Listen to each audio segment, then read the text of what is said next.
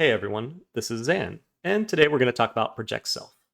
Project Self is a glamour astral ritual located in Evocation 5. And while the concept of it is kind of simple, it can get very complicated very quickly. So, what it essentially is going to do is create a copy of the caster and send them during the magic phase to a distant province to do spells or what have you. And at first, this sounds really cool, but there's a lot of complications that come in and may change how you use it, although the spell itself will allow a lot of skill expression. Loading into Dominions itself, we're going to have a battle now where the Femini Sage Queen Opea has sent a projection of herself to a distant province to do magic. And we're going to see right off the bat, the projection has 1 hit point, it has 10 for most of its stats, and it has all of her same magic bats, including being sacred, which is pretty cool. We'll note that it's also amphibian, poison resistant, inanimate, ethereal, and mindless. So a lot of these tags are actually really good for combat. Being mindless means you won't be magic dueled, ethereal means it might be slightly harder to hit you, and inanimate means you might be immune to certain abilities that would normally be used to clear 1 hit point targets off the field. And so we're going to watch Opea actually fight now. She's going to cast Mirror Image to make herself more durable. She's going to probably bring out some illusions to distract the enemy, give herself cheated fate so that although she has 1 hit point, she has to be hit twice, and then likely just send as many illusions as she can against the enemy, maybe do some evocations to try to do damage, which is very real, mind you. But ultimately, by herself, she's not going to have that great of a time. Now, if we reload that same battle with Opea, we're actually going to realize something is wrong. Because the real Opea here actually has not only a temporary gem item that's supposed to give her a free glamour gem and maybe some starting illusion, she also has an item that is going to allow her to cast Horde of Skeletons, and you better know that that is what I scripted her to do. Because this is a copy of her, a projection, it actually didn't bring any of these items with her, and thus she cannot cast Horde of Skeletons, nor did she get an additional Glamour Gem, or any of the Glamour Gems that she's holding. And therefore, she's not as effective as she could have been.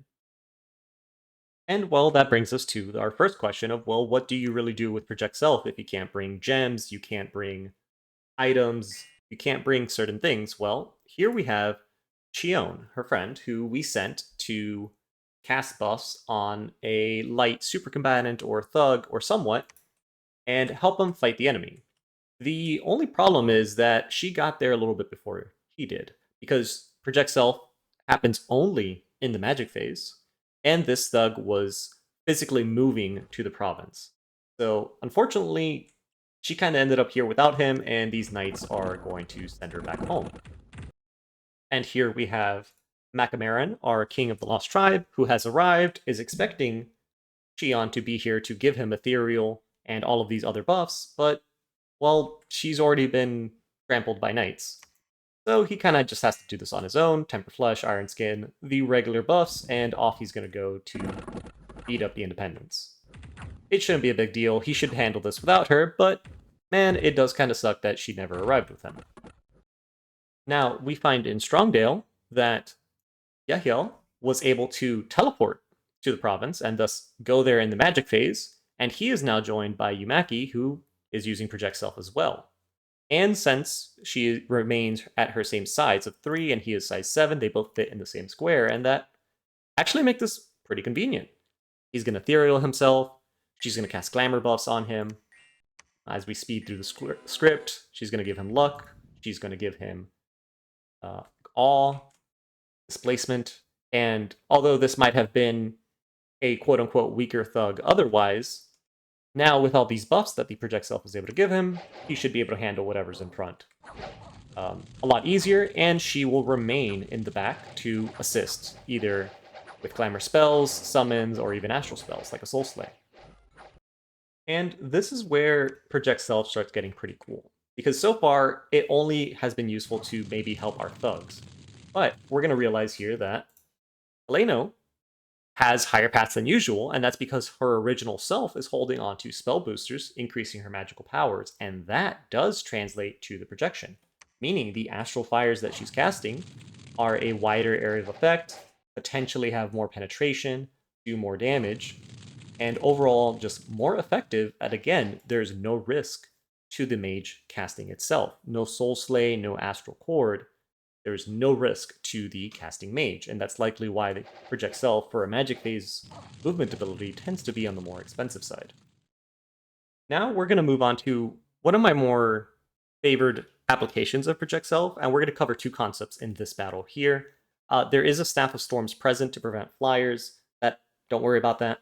Now, the first part of Project Self being pretty cool to me is if you have stealth units on the province that your projection is going to, like this scout, and they are set to attack, again, the same province they are in, your Project Self will actually join them for that attack.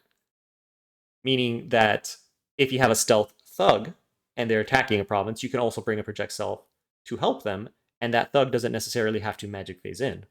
So that's the first cool part.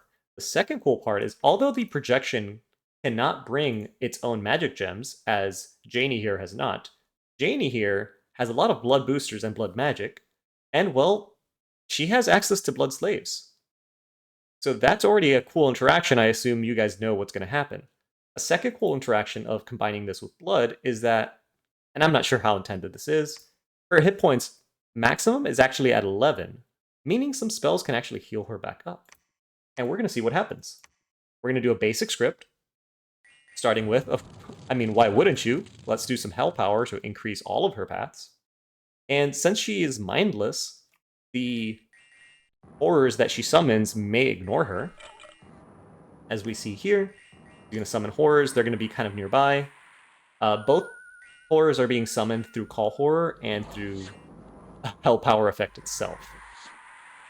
So these poor independents are going to have a bad time. As she continues casting Horror, we're going to add another spell that I'm personally fond of. Let's see if I can catch it. And we're going to see her casting Bloodletting. Why? Well, she has only 1 hit point and her fatigue is pretty high. Well, why not solve that? We'll cast Bloodletting and just leech everybody on the field. That's going to bring her hit points up to 26 because it's going to heal her to max, and because it's a leech, it's going to actually heal over the max, and it's going to reset her entire fatigue.